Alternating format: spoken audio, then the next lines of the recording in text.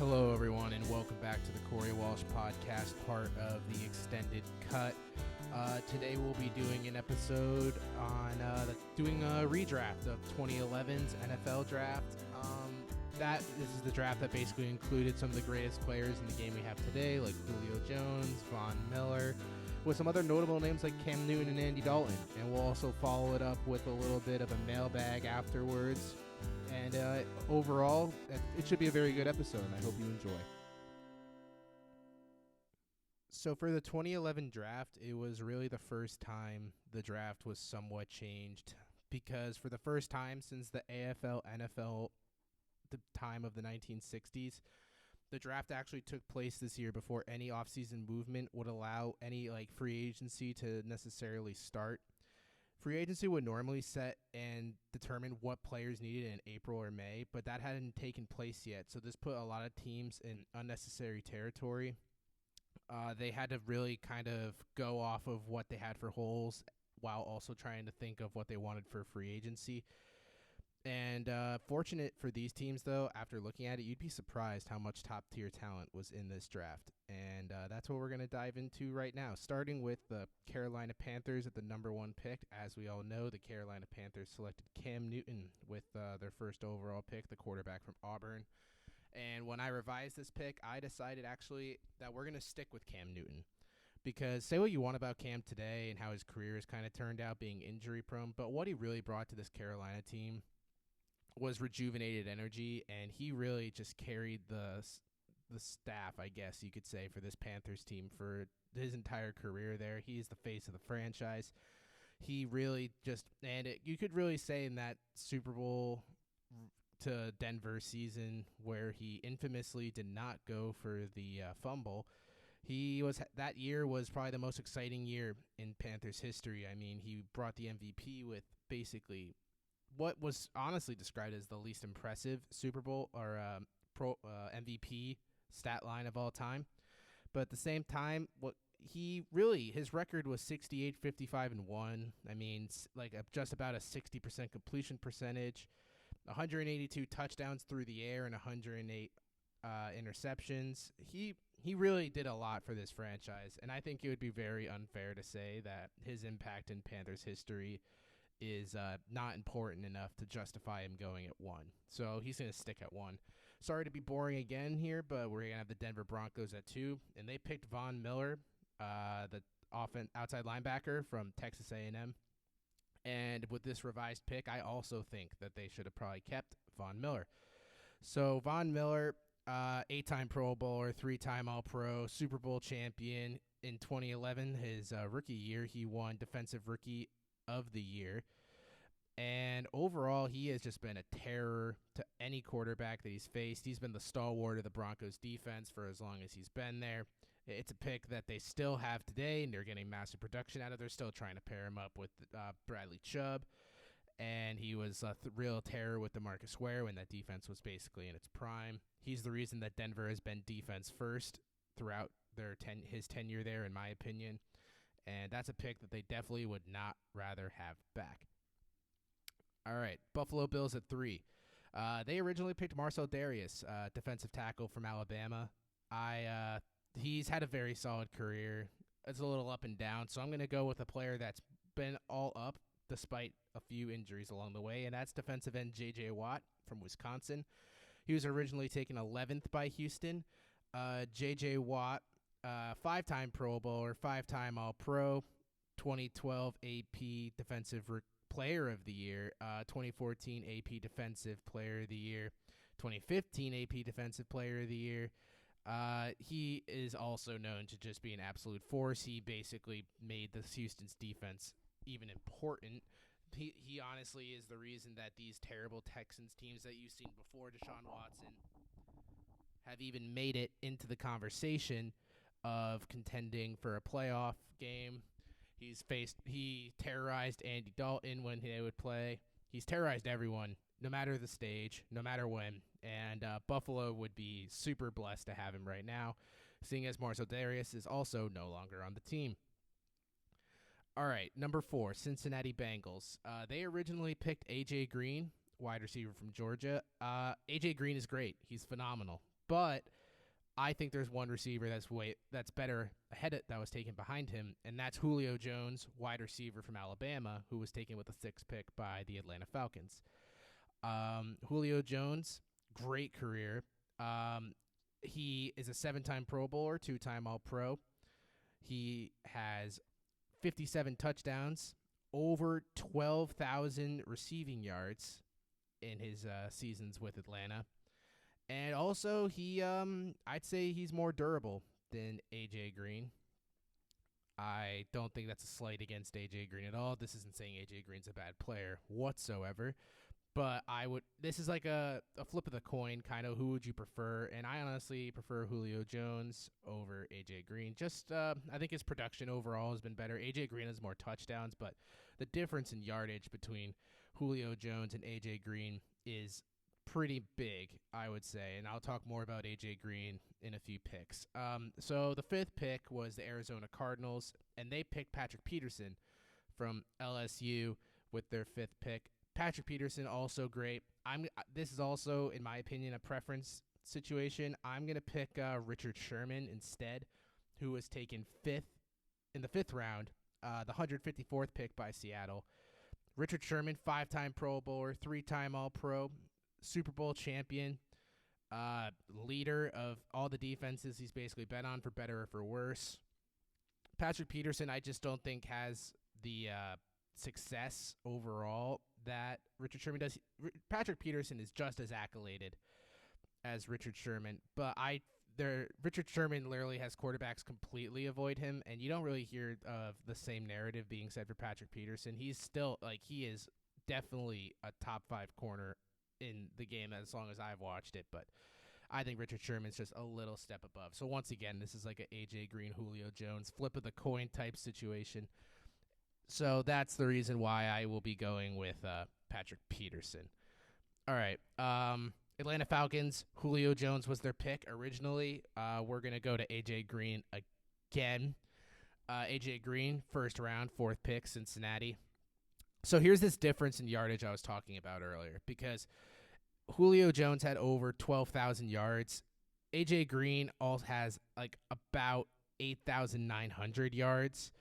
He does have 63 touchdowns to Julio's 57, but I don't think the 6 touchdown difference is enough to have the opinion that Julio Jones isn't better, because, it's like a 3,000 yard difference between yardage between the two of them. Also, the catch difference, it's like Julio has 797, A.J. Green 602. A.J. Green has kind of trailed off a tiny bit in past recent memory. Also, he's been on worse teams, so how much of that is just garbage time, I have to think. Julio Jones was on an Atlanta team that has competed for an NFC title or a Super Bowl a fair more amount than A.J. Green, whose team has barely made it into the playoffs most times. Now, that's not an insult to A.J. Green at all. I'm not saying that that's why he's lower. Julio has played 126 games, and A.J. Green has played 111. So it's really like nitpicking on who you'd prefer, and I just think A.J. Green was 2nd out of those 2. All right, San Francisco at the 7. They picked Aldon Smith out of Missouri, who was a great defensive end for their first year. He was terrorizing teams. He made an all-pro team. However, as we all know, he kind of trailed off with off-the-field issues. So instead, I'm going to have them take Patrick Peterson. So he's going to stay in the division. He's just going to wear the gold and red. Patrick Peterson, 1st round, 5th pick, Arizona, 8-time Pro Bowler, 3-time All-Pro, also exceptional punt returner for when he used to do it.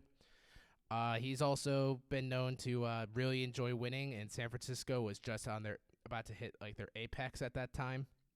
So I would say that's a pretty good pick for them. Their corners were a little suspect at the time. So this is going to be, I think Chris Culliver was their 1. So adding Patrick Peterson to that defense with having that prime defense of Justin Smith and Navarro Bowman and Patrick Willis, that's going to be a really good defense that would still be dangerous today. And who knows, maybe Richard Sherman would still go to San Fran, but who knows. Tennessee Titans. They originally picked Jake Locker, the quarterback from Washington. I personally loved Jake Locker, and his career was very short. He wasn't terrible. He was definitely getting into his own right as he got injured. That was unfortunate. The Titans, I'm not going to have them pick a quarterback because this quarterback class on paper actually isn't that great. It's like pretty eh. You're not going to get, it's not a deep class whatsoever. I only see 3 viable options in this draft, being Cam Newton, Andy Dalton, and Colin Kaepernick. So instead, they're going to take Justin Houston, the linebacker from Georgia, Kansas City stalwart. They took him in the 3rd round, the 70th pick, the Kansas City Chiefs. 4-time Pro Bowler, first-time All-Pro.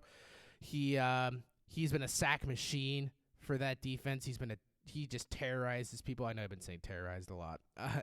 But 90 sacks, 352 tackles, 118 games.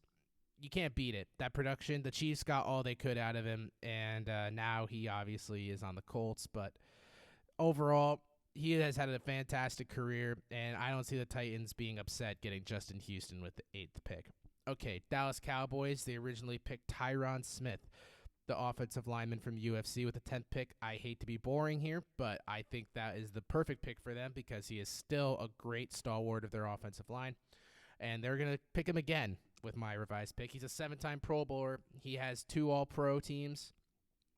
You can't argue with just pure class. He really helps that offensive line. I would probably say he's the leader, seeing as he is the most experienced on that team. You've seen the Dallas Cowboys narrative for years has been how great that offensive line is. You could argue that it started with Tyron Smith being the focal point initially, and it's what caused them to take their other great ones like Zach Martin and Lyle Collins. All right, the Jacksonville Jaguars. They took Blaine Gabbert at the 10th pick, the quarterback from Mizzou. Yes, that Blaine Gabbert, probably the lowest. He lowered the bar for how bad quarterbacks could really be in their rookie year. He was atrocious. Not his fault also because, any quarterback going into that Jacksonville team was going to be terrible. Jacksonville has just been a dumpster fire, except for that blip during the Blake Bortles era where they went to the AFC Championship game and arguably could have gone to the Super Bowl if they didn't blow it. So I have them taking defensive end Ryan Kerrigan for Purdue, who was the 16th pick, originally taken by Washington here. Ryan Kerrigan, 4-time Pro Bowler. He 140 games, 90 sacks, 321 lone tackles. I mean, he's been so good for the Redskins. They haven't needed to get rid of him. He also plays basically like every game he's ever, like all season. It's very rare he misses a game. And you can't argue with a player who stays on the field and still produces consistently. J.J. Watt was originally taken here by the Houston Texans at 11. Due to J.J. Watt being taken, I revised their pick to be Cam Jordan, the defensive end from California, who was taken 24th overall by the New Orleans Saints. Cam Jordan, 5-time Pro Bowler, 1-time All-Pro. 144 games, 87 sacks, 312 tackles, 10 forced fumbles. Cam Jordan, still a great player on the Saints today. Great leader on that defensive front. Great locker room guy. The Texans are losing out on J.J. Watt, who is a guaranteed Hall of Famer. Cam Jordan is pretty close to that echelon, I'd say. He's been very good for a very long time. And he also had the meme with Jordan Cameron, which is completely useless information. But at the same time, it's something that people forget about when that was the situation. I remember there was an NFL.com segment where they were like, oh, Cam Jordan or Jordan Cameron, and that's when you knew it was the offseason and they completely ran out of topics to talk about. And with that, we're just going to move on to the 12th pick, which is the Minnesota Vikings, where they decided to take the savior of their franchise, as they once presumed, and that was Christian Ponder. Yeah, he lived up to that bill, 100%. No, he was probably one of the more limited quarterbacks we've ever seen. But that being said, Christian Ponder, overall, from what I've heard, is a great guy. So that is a plus for him, I guess. And his wife's on TV. Good for you, Christian. Maybe you were the stepping stool your wife needed to succeed. But she's very talented, so she probably could have done that on her own. So the Vikings. I decided, you know what, they probably needed a quarterback at this point. I mean, they were just coming off of the Brett Favre years, and they needed a little spark to their franchise. So why not dabble and take Andy Dalton, Red Rifle, who arguably actually is the more productive quarterback in this draft class of anyone else. So Andy Dalton, what's fascinating about him is that he according to Pro Football Focus, was the most productive quarterback in this class through his 6 seasons. He basically doubled the production of Cam Newton in only the regular season. And that's Andy Dalton's gripe really here, is that he really never really got to that next step. He was a great regular season quarterback. He immediately was an impact player for these Bengals. Him and A.J. Green were an awesome duo for them for a few years. And honestly, I feel like the Vikings would not be upset having Andy Dalton. I mean, could you argue that there is that much of a difference between Andy Dalton in those first 6 years and what they're getting out of Kirk Cousins right now? Why not just make that process way easier for them now so they can have this quarterback? I mean, yeah, Andy Dalton just got cut and signed by the Cowboys, which we'll talk about. But that's only because the team was bad around him. I personally believe Andy Dalton could still be a decent starting quarterback in this league. I'm not saying great, but he's not terrible. So Andy Dalton, I think Vikings fans would be pretty happy. 70, 61-2, 24 touchdowns, 118 interceptions. That's not bad at all. All right, Detroit. They picked Nick Fairley here, the defensive tackle from Auburn. I liked Nick Fairley a lot, actually. Nick Fairley, I always thought was one of those players that because he was on Detroit, he was going to thrive next to Sue. And I thought they were just going to make that Detroit defense just super scary. But Nick Fairley kind of didn't pan out. He showed flashes overall of being a pretty good defensive tackle. He hopped around the league for a little bit. So I'm going to have him take Titans star Jarrell Casey, the defensive tackle from USC. He was taken in the third round, the 77th overall pick by Tennessee. He played 140 games so far. He has 51 sacks. That's pretty good for a defensive end / tackle. 325 tackles overall, 5-time Pro Bowler, great player, Jarrell Casey. The Lions would get what they were assuming they would get with Nick Fairley, a great compliment to Ndamukong Suh, and something that would probably cause Aaron Rodgers more trauma than him just getting harassed by Ndamukong Suh on Thanksgiving night. All right, the 14th pick here is the St. Louis Rams, and they took Robert Quinn, defensive end from North Carolina. I have them still taking Robert Quinn, defensive end, North Carolina, based on the board. If that's what they were looking for. I mean, 2-time Pro Bowler, 1-time All-Pro. Robert Quinn was really good. He's been on and off really good for his whole career. He had a breakout year a few years back. He's been a force when they had Chris Long. He's been a force by himself. He was pretty good overall. I mean, I know he's been around the league a little bit in the second half of his career, but 80 sacks is just super impressive. I mean, 226 tackles. He's played in 125 games. I mean, you just can't beat this. The Rams did not strike out picking Robert Quinn, so them taking him again, I don't think is any bad choice. The Dolphins here picked Mike Pouncey at the 15th pick, the guard from Florida. I have them staying on the offensive line, but I have them taking Jason Kelce, a center from Cincinnati who was taken in the 6th round, 191st by the Philadelphia Eagles. 3-time Pro Bowler, 3-time All-Pro, Super Bowl champion. I mean, he's probably been arguably the best center in the league for, the past 6 years. So the Dolphins, who their main issue has always been offensive line. Mike Pouncey was very solid for them, but obviously he is no longer with them. He's on the Chargers. Jason Kelce has been on the Eagles the whole time. He is by far their heart of their O-line, unless you want to argue it's Jason Peters. But Jason Kelce, overall, super solid pick. I mean, the Dolphins would totally have their quarterbacks not end up on their ass like the whole time, like Ryan Tannehill was for his career, or maybe Chad Henne, I guess. All right, the 16th pick, Washington Redskins. They originally picked Ryan Kerrigan, the linebacker from Purdue. I have them taking Cameron Hayward, the defensive end from Ohio State, with the 31st. That was taken with the 31st pick by Pittsburgh. Overall, 3-time Pro Bowler, 2-time All-Pro, 54 sacks, 134 games, 257 tackles. Another solid defensive end. This was a very good defensive end draft class, I have to say. Like, when you look at the amount of all-pros and Pro Bowlers on this team, it's pretty high. I know the Pro Bowl in the NFL is kind of like a question mark, more of a popularity contest, but at the same time, you have to look at the numbers of this defensive end class and just be like, wow, this was a super deep defensive end class. And overall, it was really top-heavy, but I wouldn't say it was the most deep class ever. All right, 17th, New England Patriots. They took Nate Soldier, the tackle from Colorado. I have them still taking Nate Soldier, tackle from Colorado, because, I mean, he was the left tackle for them in 2 Super Bowl championships. I know he's on the Giants now, and he hasn't been as good. But if you're taking it from the Patriots' perspective, I'm pretty sure they're very happy with what they got out of Nate Soldier for what they had with him. All right, San Diego Chargers. God, that sounds better than the Los Angeles Chargers, but they probably still have the same amount of fans, so... the San Diego Chargers took Corey Liuget, the defensive tackle from Illinois. I have them now taking Marcel Darius, who was the 3rd pick overall in this draft. Corey Liuget is not a bad tackle at all. I just thought Marcel Darius, when he was at his highs, were better. He's a 2-time Pro Bowler, a 1-time All-Pro. And those All-Pro years, he was so good for the Bills. And his Jaguars career has been a little up and down, but, I mean, when he was at his peak, like I said, he was so good. I mean, 37 sacks, 255 tackles, 3 forced fumbles. That's pretty good. Pretty good, and that most of those numbers honestly came in the first half of his career. All right, New York Giants.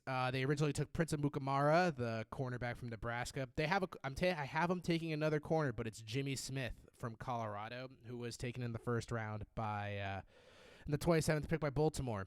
This is also another one of those coin flips, depending on what you prefer. I think now Jimmy Smith is still the better corner even today, so that's kind of the reason why I picked it. They're both Super Bowl champions, but I mean, it kind of comes up to preference, and I think Prince Amukamara now isn't the player he was. Jimmy Smith is still a pretty productive player for these Ravens teams, so that's really why I decided to go with Jimmy Smith. So with the Tampa Bay Bucks, we're here with the next pick. They're picking at the 20th slot. They took Adrian Claiborne, defensive end from Iowa. I have them taking Muhammad Wilkerson, defensive tackle from Temple, who was taken with the 30th pick by the New York Jets. Honestly, very surprised at how little accolades Muhammad Wilkerson had, because I feel like when the Jets were really hitting their stride, he was a really key part of that defensive line, and he only made 1 Pro Bowl. He had in 108 games in his career so far, 44 sacks, 245 tackles. I thought he was just like a key part of those defenses. So I think Tampa, which is obviously what they're looking for, some defensive line presence. I think Muhammad Wilkerson, which would eventually get paired up with Gerald McCoy, would be a really good one too. Or maybe they wouldn't, but that's an argument, I guess, if I'm saying these drafts will impact how the team will be in the future. All right, so here's where the pick really got interesting, because the Cleveland Browns had the 21st pick, and they took Phil Taylor, defensive tackle from Baylor. Phil Taylor did not pan out at all for the Browns. What a shock, I know. Browns' first-round picks just failing at the seams. That's hard to believe, but it did. And honestly, I looked at this Browns team. I was like, I had to look at the roster and be like, what on earth did they need? And they had Colt McCoy at the time and Peyton Hillis at running back, but their wide receiver depth chart was horrible. So for that reason, I have them taking Randall Cobb, who was taken in the 2nd round with the 64th pick overall by the Green Bay Packers. Randall Cobb, one of Aaron Rodgers' favorite wide receivers, only made 1 Pro Bowl, which was pretty weird. But Randall Cobb was fantastic for the Packers. He's been a very good wide receiver in the game. He hasn't been elite, but he's very serviceable. He's obviously good enough to be in the league still. Wide receivers, if they're not good after a certain point, just drop off or retire. Randall Cobb is now on his 3rd team. He was also very good with the Cowboys last year, so you can't fault the Browns that they had finally got a wide receiver that was pretty solid that didn't have doping issues. Sorry, Josh Gordon.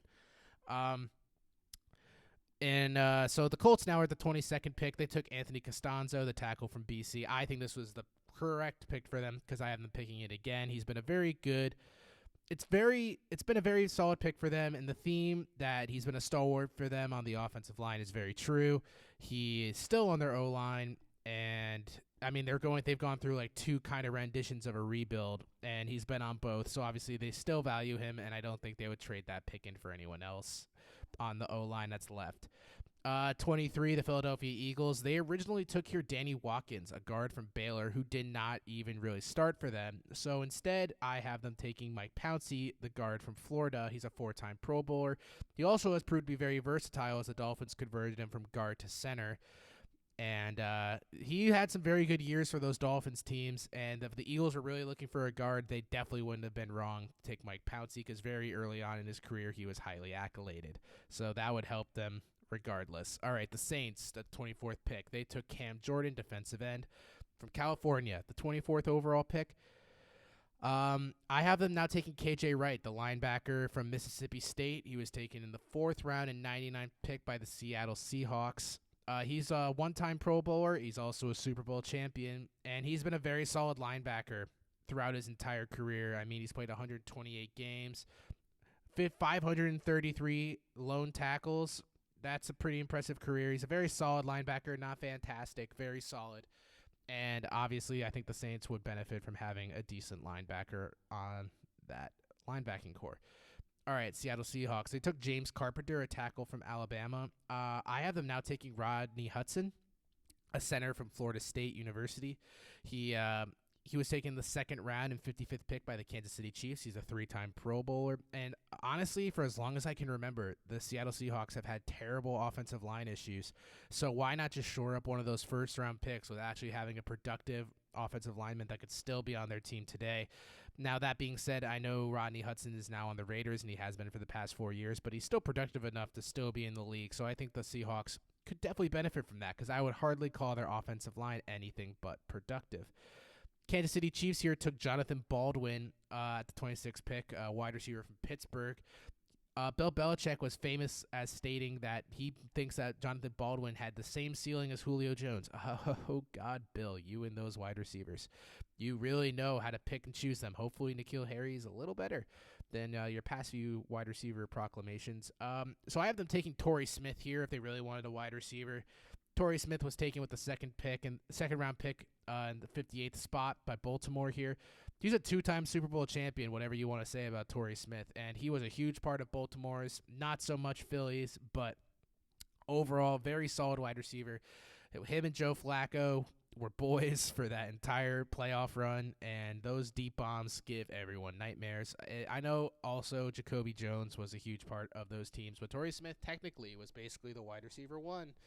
So don't forget about that. So if the Kansas City Chiefs really wanted someone to complement with Dwayne Bowe, I think Torrey Smith would not have been that bad.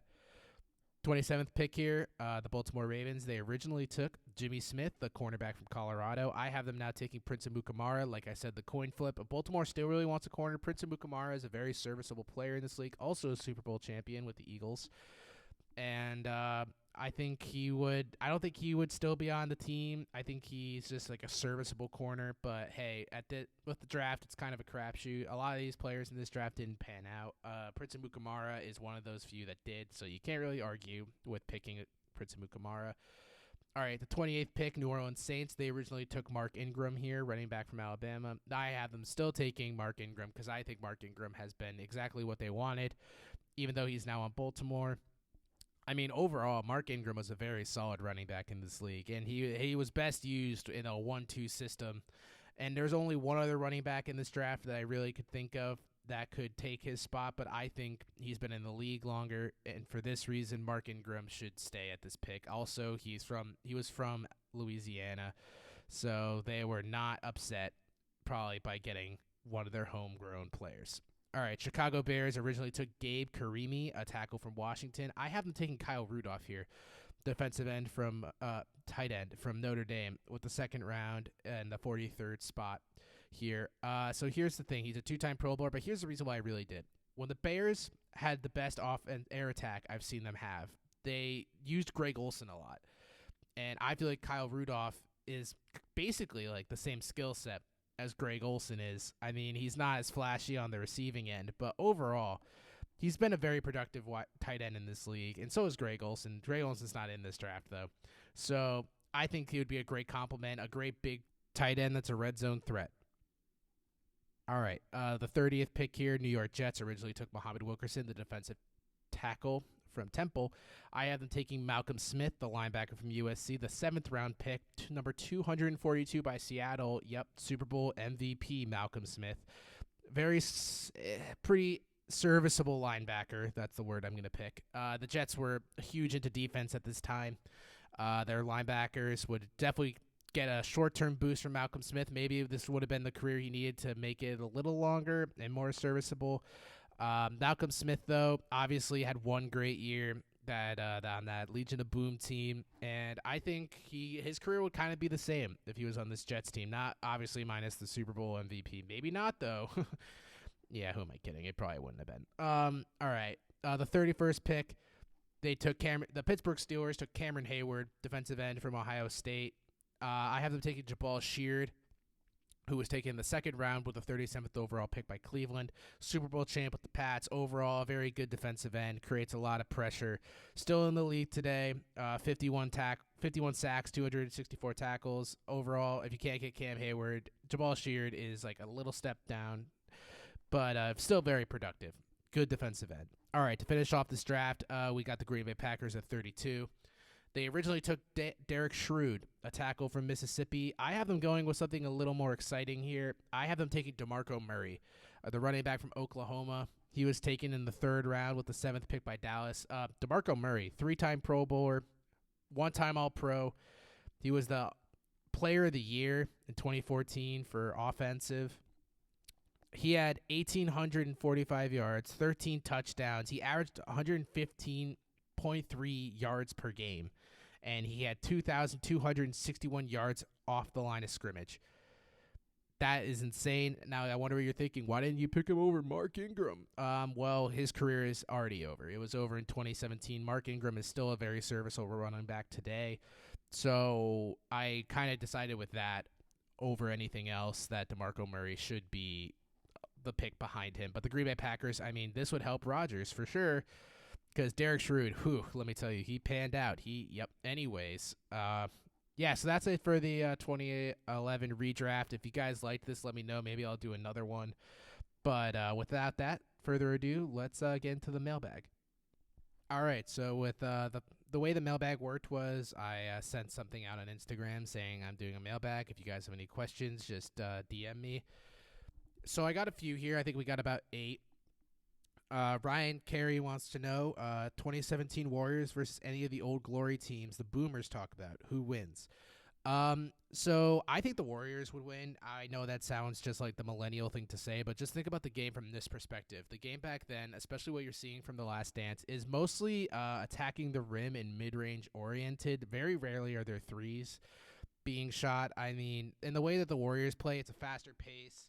They obviously are very three-oriented. The game today is also extremely faster because, I mean, they're shooting way more. Therefore, the ball is getting moved up and down the court a ton.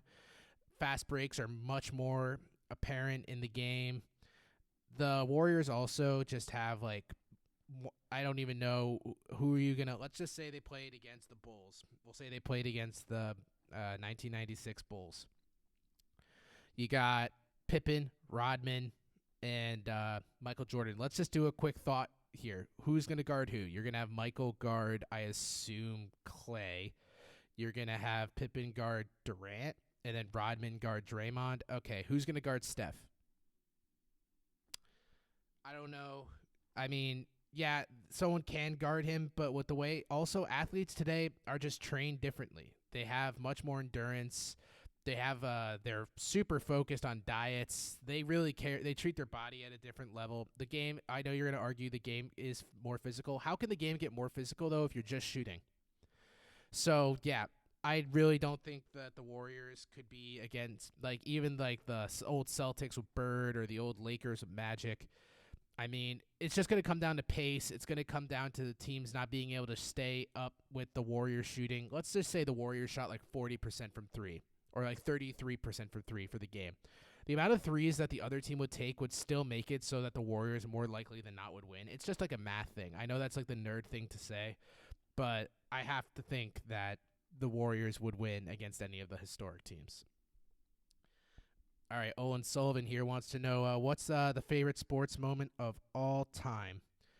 Uh, well, this is gonna be a little biased for me because I'm a Cavs and a Pats fan and a Mets fan, but obviously the latter has nothing.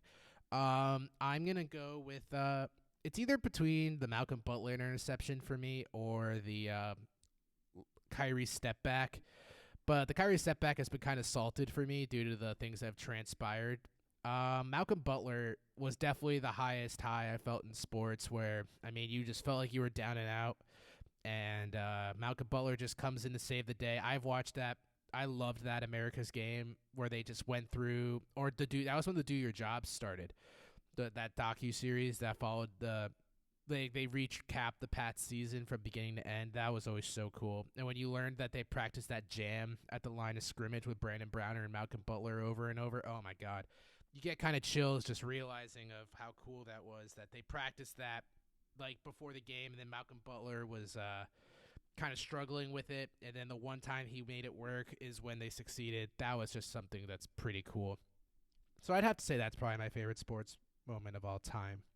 He also asked, who was your favorite player growing up, and who's your favorite player right now? My favorite player growing up, well, funny story. The first player I ever, like, my favorite athlete right off the bat was the reason I even got a fan of sports in general was Patriots running back Corey Dillon. I did not like sports at all for, like, probably my first 7 years of football of my life. Not of football. And my dad was a huge Dolphins fan, and he'd always be like, "Oh, watch these games with me," and I had like no interest. And then like for some reason we were watching this game. We were watching what turned out to be some Patriots Colts game. I think it was the 2006 AFC Championship game where the Pats lost, and I saw this running back. I'm like, "Oh my God, that's Corey Dillon." I have a name. My name's Corey, and it was like spelled the exact same way. Because when you're 8, you're just like anything's pretty exciting, and you're like, oh my God, no way. And yeah, so Corey Dillon was my initial favorite player. Watched him play that one game. Wasn't on the Patriots the next year, so that leads me into my favorite player growing up. And as cliche as this is to say, it's definitely Tom Brady for me. I mean, the Patriots were my first team I really loved growing up, and Tom Brady has been the face of the franchise for as long as I've been watching. He's been basically anytime, like when me and my friends would do Madden drafts, I would trade like the entire team just to do like just have Tom Brady. Tom Brady was always on my fantasy teams growing up, even though he's not the best fantasy quarterback ever. When you're little, you don't really think about it. You're just like picking all your favorite players. Tom Brady really has been like my overall favorite player of all time. I mean, if you go into my bedroom right now, as weird as it sounds, I have like 700 Tom Brady posters, and I took like all the Sports Illustrated covers he's been on. It's like in framed. So I'd say he's probably my favorite player growing up. But my favorite player right now is interesting because I have a few, and they like range from like being really good to really eh. I love Matthew Dellavedova. I actually have his autograph. I've actually met Matthew Dellavedova. I went to a Celtics game, and he was training there, and I was like freaking out. It's like all over. I have a video of it. I will not post it though. It's a little embarrassing how excited I was. But he's definitely up there. I love Luka Doncic. I think he's a really fun player to watch right now. So for basketball, I'd probably say my favorite player to watch, because I mean, I'm a Cavs fan, so like obviously I like Colin Sexton, and I love Kevin Love, but I don't know if I'd say they're my favorite athlete right now. But overall, I'd say my favorite athlete right now is probably Edelman. I mean, just to stick to the Pats, because they're like my first favorite team. Cavs are basically like 1B, and then the Mets are like 2 or 3. And yeah, so I'd say Julian Edelman is probably my favorite athlete right now. Very entertaining off the field too. All right, Kyle Erickson wanted to know what's a reasonable expectation for Joe Burrow in year 1 with Cincinnati. I think Joe Burrow in year 1 is going to be very interesting because you're going to watch a guy who had probably the most touted college offense, to which all their offensive players that entered the draft were signed. Now be in a team which he's going to have maybe A.J. Green, if A.J. Green decides not to sit out, John Ross, Tyler Boyd, Joe Mixon, Giovanni Bernard.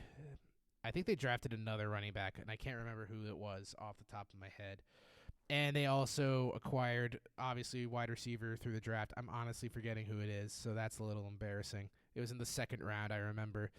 But I think it's going to be very interesting for him to. I want to see this level of adaptation. I wouldn't be surprised if it's somewhat of a struggle. I would think like maybe 22 touchdowns, 16 interceptions would seem reasonable. I don't think the Bengals will win more than 5 games. So I think his thing of like he's this like narrative that he's never been a loser, so he won't be in Cincinnati is just false.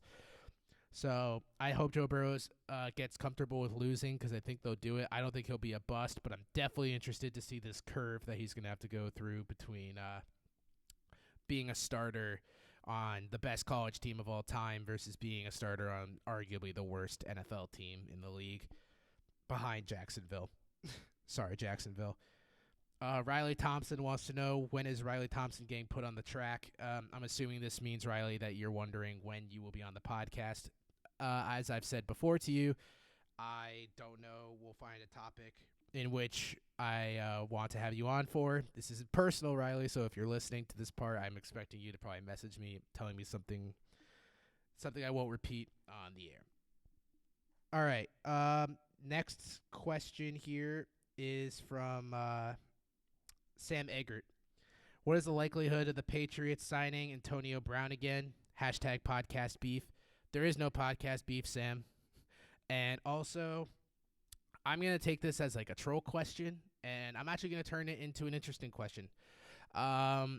So the thing about Antonio Brown that's kind of interesting right now is that there's a lot of teams, I think, that not a lot. There's a few teams that I think would be wide receiver desperate enough with a terrible structure to allow him in. And I could see him somehow landing on the Jets, the Lions, the Jacksonville Jaguars, or the Houston Texans. But my wild card here is kind of L.A. So L.A. traded away Brandon Cooks. They have Cooper Kupp and Robert Woods. But let's just say they start the season off slow, and Jared Goff is getting a lot of fire. I could see McVay being like, oh, well, I'm going to sign Antonio Brown. And then everyone will be like, oh, McVay, offensive genius. This is totally going to work out.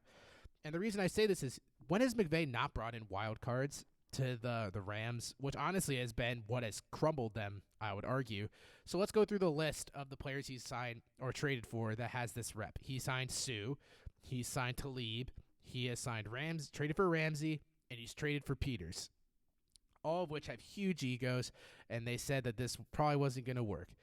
I think McVay would definitely, it wouldn't surprise me if he took them, but if I had to pick one of the teams I just listed, I would really not be surprised if the Texans or the Jets took him. Especially the Jets or Texans, actually. I can't make up my mind between the two because Bill O'Brien has just done such weird things with this roster that don't tell me that's out of question, and the Jets really do need a wide receiver one, seeing as they let Robbie Anderson go. All right. Daniel Fignig wants to know, as a concerned Cowboys fan, how does the signing of Dalton impact Dak's future? It really doesn't. It's kind of like the situation that we have seen in the past where they just don't. I don't think the Cowboys really have prioritized backup quarterbacks since Tony Romo. I mean, they've had Brandon Weeden, for God's sakes, as their backup at one point, and that was an amazing season that totally panned out. So I really think this is them just having an insurance policy. I mean, I think the contract with Dak will work out eventually. I would be very shocked if Dak isn't a Cowboy for the next 5 or 6 years. That would just be stupid because I can tell you right now that Dak is probably going to be the best option they have for a decent amount of time. I don't see them being bad enough to getting a low pick, nor do I see Jerry Jones trading everything to get one. Dalton, I mean, it's technically a 3-year contract. A 1-year contract worth $3 million, but it has $4 million left in incentives to equal up to $7 million. I wouldn't be that worried, Dan. I mean, the situation that I can think of that's even close is the way the Eagles prioritize backup quarterbacks, and it usually pans out for them, and you wouldn't say that it's going to cause a lot of issues for them. If anything, it's only helped them be more successful to have someone that when and if someone gets hurt, they can succeed. Like, look at the Saints, what they did with Drew Brees, with Teddy Bridgewater. Teddy Bridgewater came in when Drew Brees was hurt, and they didn't really lose that much of a step, and it helped them still take that third seed in the NFC. So don't be that worried. Also, you asked from Dan an opinion on the UEFA coefficient determining who goes into Champions League in the EPL. That's a great question. So here's the thing with the way that the league is right now. So if the league stopped right here, the teams in the the teams finished Liverpool in first with 82 points, Manchester with 57, Leicester with 50, Chelsea with 45, Wolves with 45, Sheffield with 43, Man U with 42, and Tottenham with 41. So what gets kind of interesting here is without a winner, we don't really have an automatic slot in place, which we could argue that Liverpool could have won it. So they could have they could have got an automatic bid, which would have dropped us down a spot. But also Man City is banned from Champions League for the next few seasons, so they would be out. So let's just say Liverpool, they decide they're not going to have Liverpool win, or they don't take that winning spot from UEFA. So it would be Liverpool, Leicester, Chelsea, and Wolves, which is pretty interesting, especially because fourth place is so close, because Chelsea and Wolves are right there. Sheffield is right there. Man U is like up and down, so who knows where they would fall. And Tottenham is also on up and down. So I would say that they just really should just go with the standings the way they are if they're not going to continue the season, which I know is really stupid and really rough. I really want to know what they're going to do with the Champions League now. Are they just going to be like, all right, guys, that was fun, let's drop it? Because and also Europa plays a role in getting a team a spot in. So how is that going to work? That's another great question. It's really going to shake up the way that the Champions League works out. And I'm sorry I don't really know the exact answer of how they'll kind of figure that out. I'm not on the board, obviously, so I can't get into those types of decisions. But as a whole, I would assume that they're probably just going to stick with those in the standings that are where they are when the league was suspended, unless they resume it. But if not, they'll just keep those, and that's how you'll determine if you get in, which kind of sucks. All right, and to finish it off, we got a question from Margaret Devlin, who said, if you could be any animal, what animal would you be? I honestly was not expecting to take non-sports questions, so this is more of a left field question. As boring as this question is to say, I'd say I want to be a moon jellyfish. Now, the reason I say this is because I was just did 2 projects in developmental biology on these, and they have the ability to have Benjamin Button syndrome, or therefore age in reverse. And if I had the ability to age in reverse, but I'm still a jellyfish, I guess, so I'm underwater. But hey, living underwater would be pretty cool. You get to see a lot of cool life that not many eyes get to see. You can see all the life that's in the air. So people who say that they want to fly is like, you can fly on a plane. I know you're going to be like, you can fly for free, but hey, that's, I guess, up to you. But I would take that. I mean, age in reverse, you get to basically see the world as you know it. And living underwater, you're basically guaranteed to survive whatever is happening up there, because you could just stay down there and just chill for the rest of your time.